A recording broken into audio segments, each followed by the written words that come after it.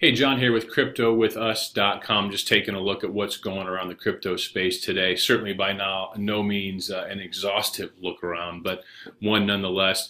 Here's a quick look at some of the markets you see in Bitcoin, Ethereum, Bitcoin Cash, Litecoin, all down nominally at this point in time, which is noon Central Time on the 13th day of February 2018. Some interesting items that I saw this morning, and I read one of these yesterday in the Wall Street Journal. Talked about Bitcoin mining, the electricity that Bitcoin mining is drawing. Going to need to put a stop and pause of that video there. But in Iceland, 4.5% of all electricity is now being consumed by Bitcoin mining.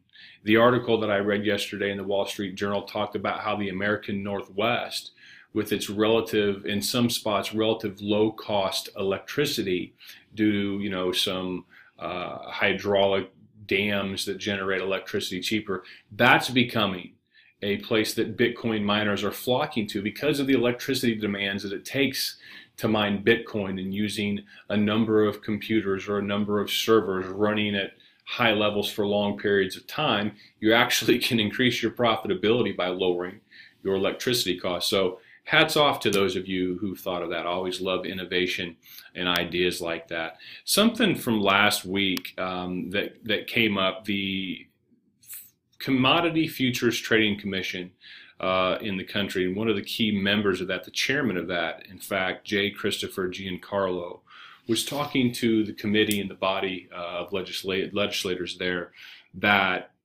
I'll just quote the article here. "We owe it to this generation to respect their enthusiasm about virtual currencies with a thoughtful and balanced response, not a dismissive one," which is a nice thing to hear from a government entity pursuant to free markets.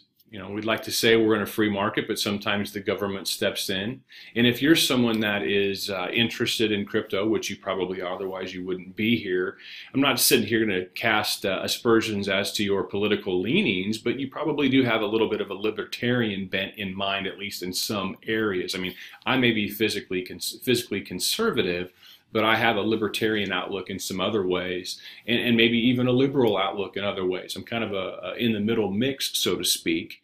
And seeing the government stay out, or at least their approach that they mentioned is a do no harm outlook, similar to what our government said it was going to do back in the late 1990s, or in the 1990s rather, pursuant to the emerging internet technology of that period in time. So that's also a positive. And the last thing real quick here, and I'll let you get back to your day. Hackers are using computer exploits, malware, to go into your computer and search for cryptocurrencies. This article on amp.thehackernews.com, headline: "Hackers exploit Telegram Messenger zero-day flaw to spread malware."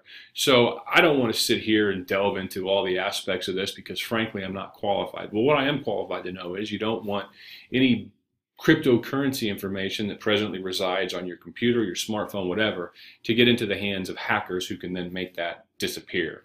So go Google that, check it out. Actually, you don't have to.